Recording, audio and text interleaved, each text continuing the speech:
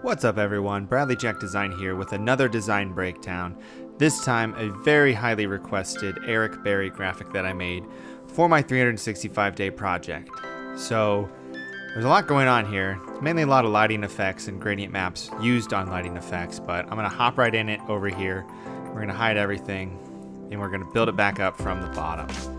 So as most things I create, everything starts with a background. So this really just has a layer of black. On top of that, I've got Arrowhead Stadium, and then I've got a very dark gradient map on top of that. And then a couple of textures, just to add a little bit more grunge to it. So there's a very dark background just as a base layer. Next, we've got Eric himself.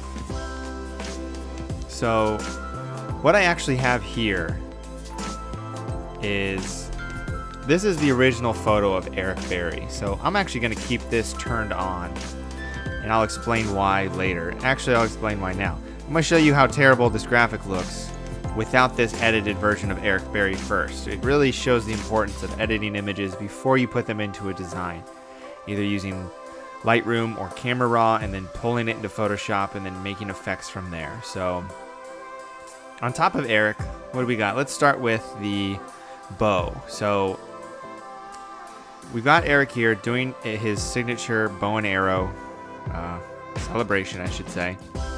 So I found this bow online. I used the Puppet Warp to warp it into frame so you can tell what it looked like. So it actually looked like he was holding it and that it was actually being stretched from being pulled.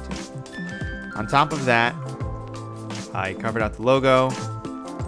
I have a levels layer to darken it up a little bit because it just looks really weird when it's super bright when everything else is sort of darker.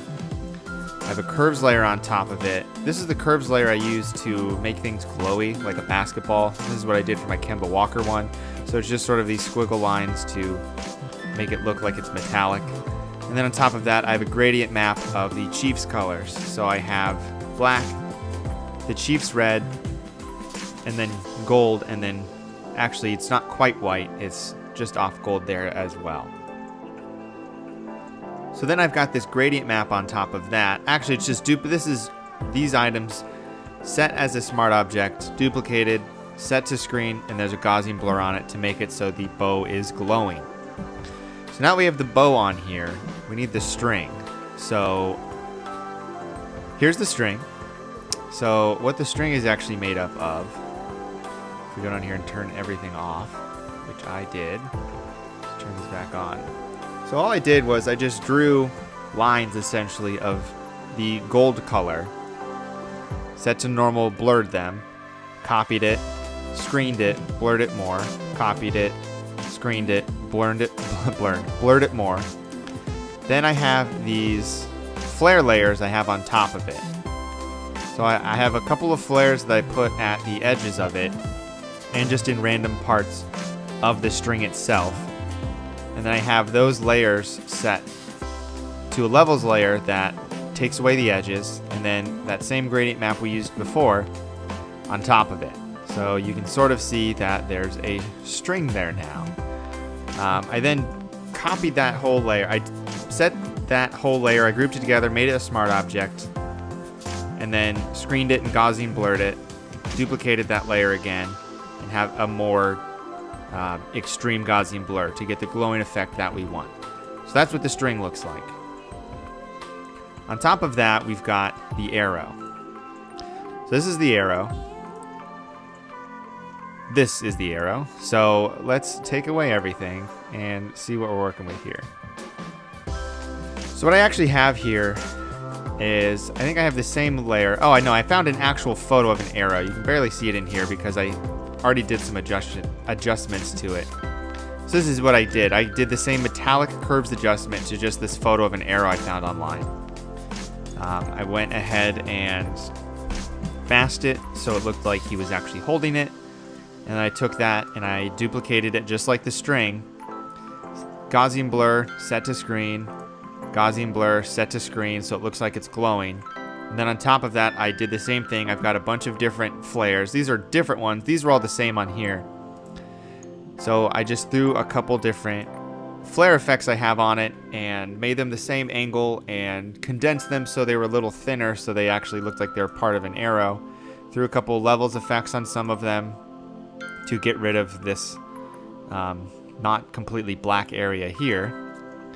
And then on top of that, I threw on an extra gradient map, the same gradient map we've been using throughout the whole deal. So that's the arrow itself on there. So since these are all emitting light, what I actually have then is this gradient map, the same one, set to normal.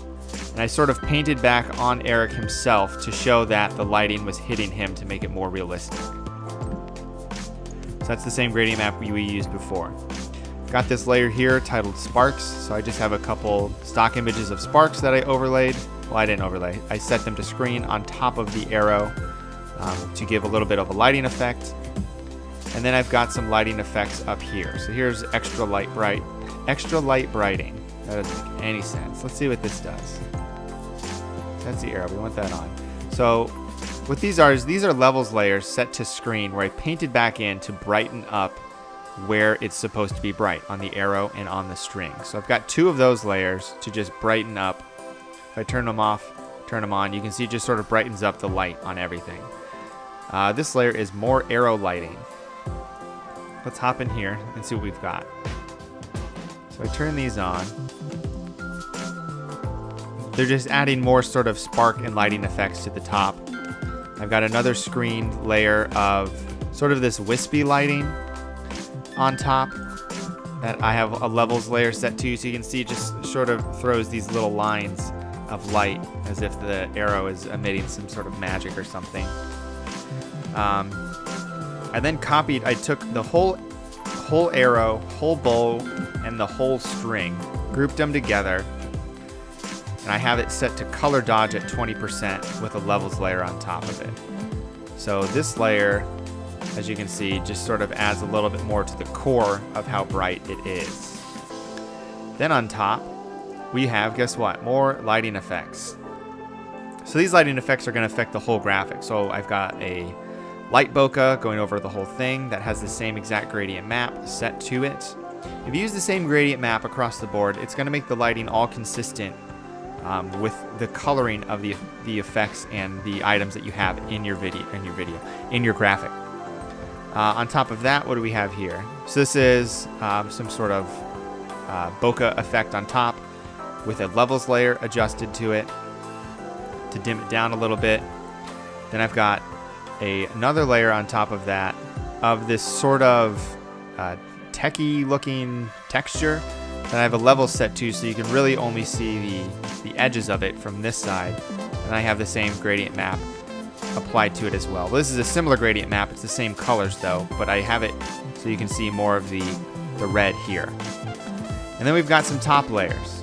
So these top layers are gradient maps and color lookups and levels. So I put a gradient map of this similar to the same one we've been using, set to soft light at 10%.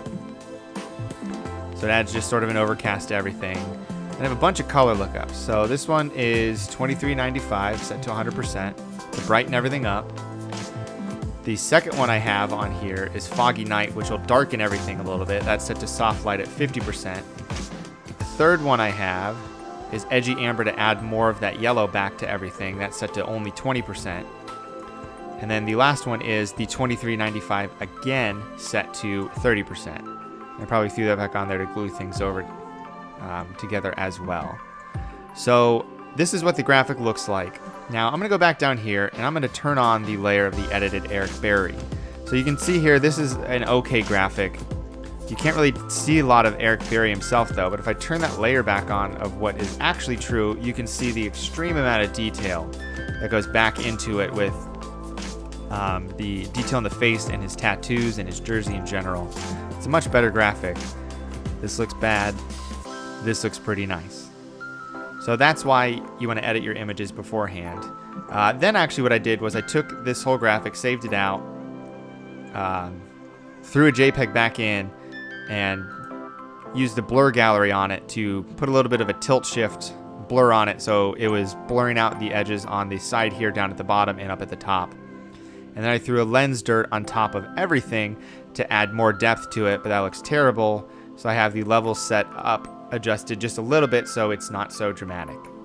So that's the Eric Berry graphic. It's pretty much a bunch of lens flares I had with gradient maps applied to them across the board, and then the image of Eric himself in the background. It's just mainly about lining things up to make it look realistic and having a little bit of texture in the background so it's not just bland. And then I have a little bit of a blur gallery tilt shift on top with some of these top layers to glue the piece together. I hope you enjoyed this design breakdown. If you guys have any other breakdowns you would like me to do, let me know in the comments below. Other than that, make sure to like and subscribe. Thanks.